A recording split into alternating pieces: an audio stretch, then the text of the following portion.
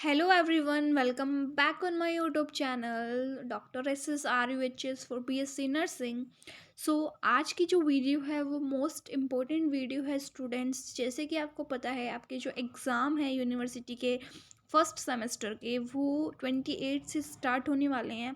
तो आज की वीडियो में मैं आपको बताऊंगी कि कैसे आपको एग्ज़ाम में प्रेजेंट करके आना है, कैसे आपको है एग्ज़ाम में अच्छे से लिख के आना है ताकि आपको अच्छे मार्क्स अचीव हो पाएँ, जैसे कि मुझे अपने फर्स्ट ईयर में हो पाए थे। ठीक है, तो वैसे ही आपको अच्छे से प्रेजेंटेशन देकर आना है। ठीक है, मोस्ट इम्पोर्टेंट है इस वीडियो में सभी जो लोग हैं जिनको अभी पूरी प्रिपरेशन नहीं कर पाए हैं, ठीक है, उनकी वो अभी क्या है, पूरी तरीके से सिलेबस को कवर नहीं किया हुआ उन्होंने। ठीक है, वो स्टूडेंट्स भी इसे अच्छे से देख लें, और जिन्होंने सब कुछ कवर भी कर लिया है अच्छे से, क्योंकि वे ऑफ प्रेजेंटेशन का बहुत ज़्यादा इम्पोर्टेंस रहता है एग्ज़ाम के अंदर कि आपको अच्छे से लिख के आना होता है। ठीक है, टाइम मैनेजमेंट कैसे करना है ये सब इसमें मैं आपको बताने वाली हूँ। ठीक है, और लास्ट में मैं आपको एक सैम्पल पेपर के थ्रू बताऊंगी कि अगर इस टाइप से क्वेश्चन आते हैं, क्योंकि इस बार जो पैटर्न है आपका वो चेंज है, क्योंकि सेमेस्टर वाइज जो एग्ज़ाम होंगे उसमें एमसीक्यूज़ भी आएंगे, वेरी शॉर्ट क्वेश्चंस भी आएंगे, लॉन्ग क्वेश्चन भी आएंगे। तो इस वीडियो में अच्छे से वो मैं आपको बता दूंगी, आप उसको देख लेना एंड तक। ठीक है, तो सब बच्चे जो भी हैं इस वीडियो को देख सकते हैं आराम से।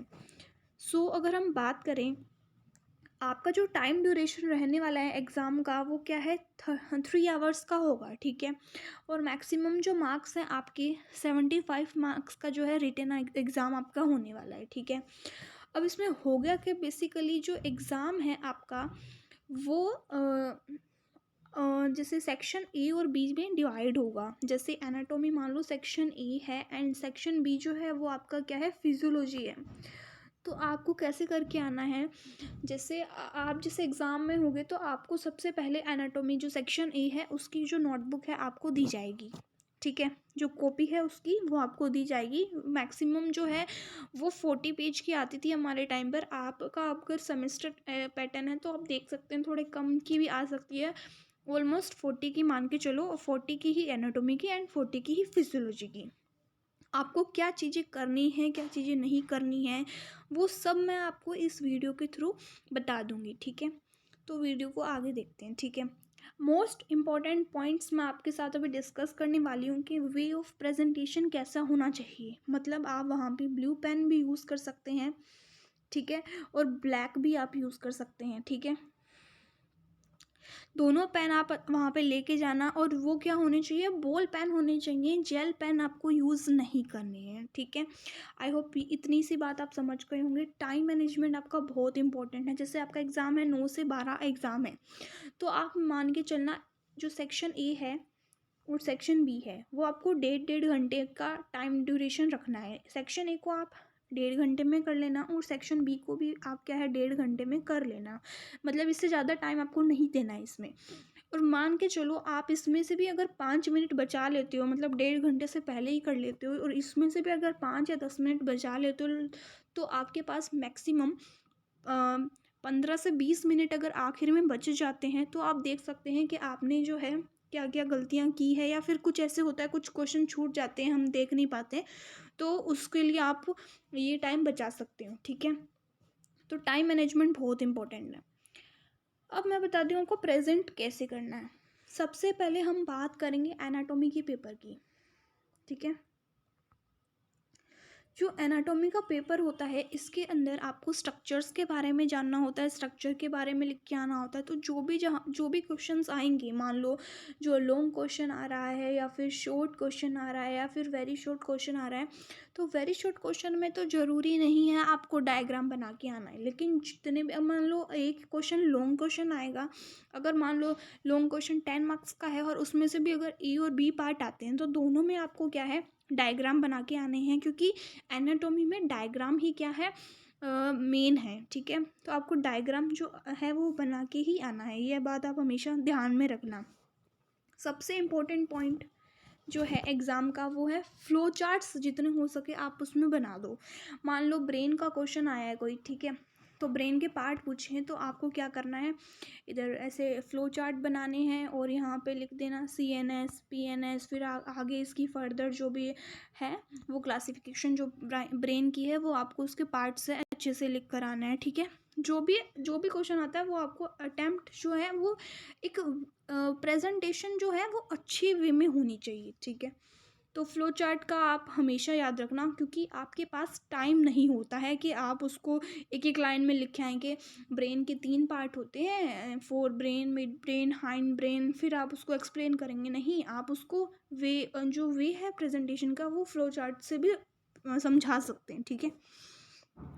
मैंने आपको बता दिया ब्लैक पेन और ब्लू पेन आपको यूज़ करना है। अगर कोई मान लो क्वेश्चन आता है डिफरेंस बिटवीन, ठीक है, difference between forebrain and hindbrain आ गया मान लो, या फिर कुछ भी आ सकता है। हम लोग सोच के देखते हैं, मान लो आपके वो जो चैप्टर है टिश्यू वाला, 2 टिश्यू के बीच में डिफरेंस पूछ लिया, तो आपको प्रॉपर अच्छे से जो है स्केल वगैरह लेके जाना है वहाँ पर, और अच्छे से जो है वो क्या करना है, ऐसे जो आपकी बॉर्डर है वो बनाना है और अच्छे से पार्टीशन करके अच्छे से उसको प्रेजेंट करके आना है बस, ठीक है। ये बात आप हमेशा ध्यान में रखना। इसी वजह से ही जो है एग्ज़ाम में अच्छा जो इम्प्रेशन पड़ता है एग्ज़ामिनर पर, और वो आपको मार्क्स दे देता है। अगर थोड़ा मान लो 1-2 पॉइंट कम लिखे हैं लेकिन वे ऑफ प्रेजेंटेशन अच्छा है तो वो आपको दे देगा, इतना भी नहीं है, ठीक है। और डायग्राम आपको हमेशा पेंसिल से ही बना के आना है, उसको अच्छे से लेबल करके आना है, और वो डायग्राम थोड़ा ऐसे दिखना चाहिए, थोड़ा इफेक्टिव होना चाहिए। ज़रूरी नहीं है कि आप बहुत ज़्यादा अच्छा डायग्राम बना के आएँ, लेकिन आपको डायग्राम ज़रूर बनाना है, ओके। तो ये बात याद में रखना। टाइम प्रेजेंटेशन मैंने आपको बता दिया, जो मैनेजमेंट है वो 1.5 घंटे की ज़रूरी है, पूरी कॉपी भरना ज़रूरी नहीं है। मोस्ट इंपॉर्टेंट बात है, मान लो आपको कोई कॉपी मिली है जो 40 पेज की है, और ज़रूरी नहीं है कि पूरे 40 पेज ही आप उसमें भर कर गाएँ, क्योंकि आपका जो प्रेजेंटेशन का वे है मैंने आपको बताया है। मेरे साथ क्या गलती हुई, मेरा एग्ज़ाम जो है वो कुछ क्वेश्चन उसमें छूट गए थे। अब क्वेश्चन छूटने का जो डर है वो बहुत ज़्यादा रहता है स्टूडेंट्स को, तो आपको मैं पहले बता दूं, ऐसा नहीं है कोई आपको बता दे कि पूरी कॉपी भर के आनी पड़ती है तभी जाके मार्क्स मिलते हैं। पूरी कॉपी भरना ज़रूरी नहीं है, जो लिखा है, जो क्वेश्चन में पूछा है वही लिखना है। आलतू फालतू की जो आसपास की चीज़ें हैं वो नहीं लिख कर आनी है, एग्जैक्ट जो पॉइंट है वही लिख कर आने हैं, ठीक है। और फ्लो चार्ट्स बनाओ, डायग्राम्स बनाओ, अच्छे से उसको प्रेजेंट करके आओ, अच्छे से लेबल करके आओ, डायग्राम को पेंसिल से बनाओ, पूरे मार्क्स आएंगे। मैं नहीं कह रही आपके मार्क्स ज़्यादा नहीं कटेंगे, ठीक है। तो ज़रूरी नहीं है कि पूरी कॉपी 40 पेज की भर के आनी है आपको, ठीक है, लेकिन जो वे है वो थोड़ा अच्छा होना चाहिए। मान लो अगर कोई 4 मार्क्स का क्वेश्चन आता है तो आपको क्या करना है, ये वाला जो पेज है कॉपी का, ठीक है, और उसके जो पीछे जो पेज होता है वो, ये 2 पेज आराम से मैक्सिमम 4 मार्क्स आपको मिल जाएंगे। या फिर इसको अगर आप हाफ भी भर के आओ तो भी आपको एग्जामिनर, अगर आपने अच्छे से लिखा होगा तो वो आपको एग्ज़ाम में मार्क्स दे देगा, ठीक है। तो जो इम्पोर्टेंट बात है वो मैं आपको बताना चाहूँगी अभी। जैसे एग्ज़ाम जो होता है उसके अंदर जैसे आपको ए सेक्शन की जब नोटबुक मिलेगी ना, तो बी सेक्शन की जो है सेक्शन बी की जो नोटबुक है वो आपको थोड़े टाइम बाद में मिलेगी, ठीक है। ए जैसे मिल गया, इसके रोल नंबर वगैरह आपने अच्छे से फिल कर दिए, तो फिर आप इसको लिखना स्टार्ट कर देंगे। फिर थोड़ी देर बाद में आपको बी की कॉपी मिलेगी और फिर आप उसको लिखना स्टार्ट करेंगे। और हमेशा याद रखना कि जो सेक्शन बी है वो ए में नहीं करके आना है, और जो सेक्शन ए है वो बी में नहीं करके आना है, क्योंकि ये जो भी है वो अलग अलग एग्जामिनर के पास चेक होने के लिए जाएंगी। एनाटॉमी की कॉपी अलग एग्जामिनर चेक करेगा और फिजियोलॉजी की अलग चेक करेगा, तो दोनों को मिक्स नहीं करना है। इम्पोर्टेंट बात ये है, ठीक है। तो मैं आपको अब सैम्पल पेपर पे लेके चलती हूँ और बताती हूँ आपको कि किस टाइप से आपको जो है लिख कर आना है, ताकि आपका जो वे ऑफ प्रेजेंटेशन है वो भी अच्छा रहे और आपको अच्छे मार्क्स मिल जाएं। ये एक सैम्पल पेपर है, इसके अकॉर्डिंग मैं आपको बताती हूँ कि आपको किस टाइप से लिख कर आना है।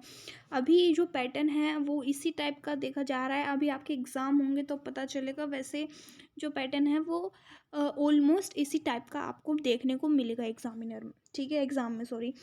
देखो, फर्स्ट जो सेक्शन होगा ए वो होगा 37 मार्क्स का एंड दूसरा होगा 38 मार्क्स का, ठीक है स्टूडेंट्स। तो हम देखते हैं एनाटॉमी के।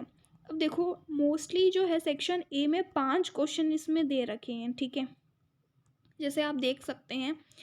तो जैसे फर्स्ट जो क्वेश्चन है, मान लो एक और इम्पोर्टेंट बात मैं आपको बता दूं, जो क्वेश्चन आपको आता है सबसे पहले आपको वही क्वेश्चन करके आना है। सबसे पहले कौन सा क्वेश्चन करोगे वही क्वेश्चन करोगे, और उसका नंबर करेक्ट लिख के आना है, ताकि आपका जो इम्प्रेशन है वो अच्छा मिले। ठीक है, अब देखो लॉन्ग जो है ऐसे टाइप क्वेश्चन है, इनमें से कोई एक ही करके आना है। सबसे पहले जो है वो मोस्ट इम्पोर्टेंट ये होता है कि बच्चे ये नहीं देखते हैं, कई बारी वो प्रेशर में होते हैं तो वो देख नहीं पाते। तो आप देख लेना, इन दोनों में से कोई एक ही करना है, और जो भी करना होगा वो अच्छे से देख लेना कि कौन सा आपको बहुत ज़्यादा अच्छे से आता है, वही आपको करके आना है।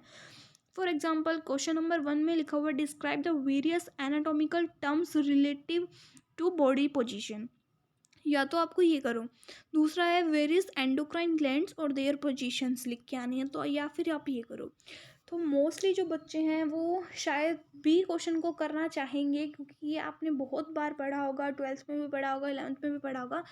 तो मान लो आप ये करके आ रहे हो, तो आपको क्या है वो वाला डायग्राम बनाना है जो आपने देखा होगा पहले एनसीईआरटी में भी था।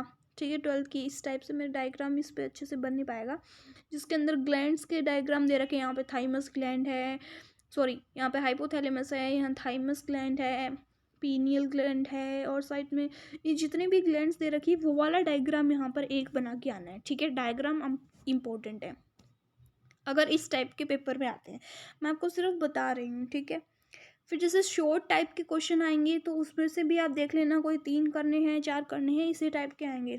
तो इनमें भी मैंने आपको बता दी, अगर ये 3 क्वेश्चन है 5 नंबर के हैं तो 2 पेज भर देना, ये वाले और ये वाला, और अच्छे से लेबल करके आना है, और जो भी फ्लो चार्ट्स हैं वो बना के आने हैं।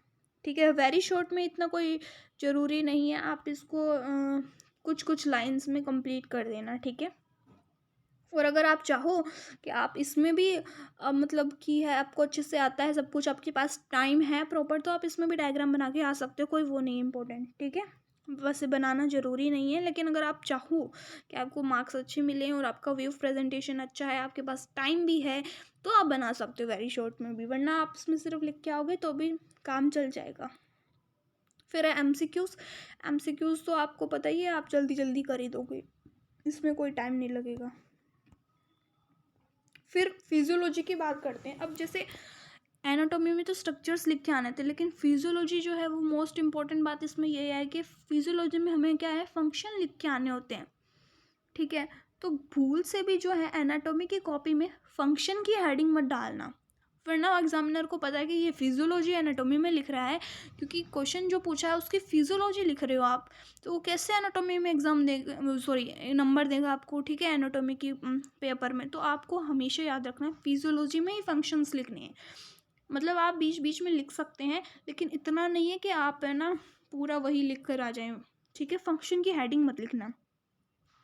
तो इसमें भी मैंने आपको बता दिया, इसमें आपको ज़रूरी नहीं है कि आप डायग्राम्स बना के आओ, इसमें आप वैसे ही क्वेश्चन करना जैसे मैंने आपको बता दिए हैं। 10 मार्क्स का क्वेश्चन है, तो आप देख लेना कितने में उसको अच्छे से कंप्लीट करके आना है। अगर क्वेश्चन में पूछा है डायग्राम बनाना है तो आप बना सकते हैं, क्योंकि जब मैंने एग्ज़ाम दिया था तो हमारे एग्ज़ाम में पूछा हुआ था डायग्राम बनाना है, तो हम लोगों ने उसमें फिजियोलॉजी में भी डायग्राम एक क्वेश्चन में बनाया था। ठीक है, तो देख लेना। तो फिजियोलॉजी जो है वो इजीली हो जाएगी, बस टाइम मैनेजमेंट ध्यान रखना, और जो क्वेश्चन है पेपर को उसको अच्छे से करके आना, लिख कर अच्छे से आना, वे ऑफ प्रेजेंटेशन अच्छा होना चाहिए, फ्लो चार्ट्स बनाकर आना। और जिसको मैंने बोला, जो भी स्टूडेंट अगर मान लो अभी एवरेज है, उसने पढ़ाई अच्छे से नहीं की है, वो भी स्ट्रेटजी को फॉलो करना, वे ऑफ प्रेजेंटेशन अच्छा करके आ जाना बस। ठीक है, और जो आपने 11th-12th में पढ़ा होगा मोस्टली तो वो आपको याद होगा, तो उस टाइप से भी आप लिख के आ सकते हो। ऐसे नहीं आप पूरी ग्रामर वहाँ पे लिख के आओ कि जो स्टमक है उसकी 4 पार्ट होते हैं, 3 पार्ट होते हैं। सो आप ऐसे ऐसे नहीं लिख के आना, ज़रूरी नहीं है, आप उसमें पॉइंट वाइज लिख के आ सकते हो। ठीक है स्टूडेंट्स, आई होप आपको ये वीडियो पसंद आई होगी एंड ये वीडियो आपके लिए हेल्पफुल रही होगी। So please like, subscribe and share my YouTube channel, and मिलते हैं अब सोशियोलॉजी और साइकोलॉजी के लिए। ठीक है, तो उस वीडियो को भी ज़रूर देखना। So thank you so much.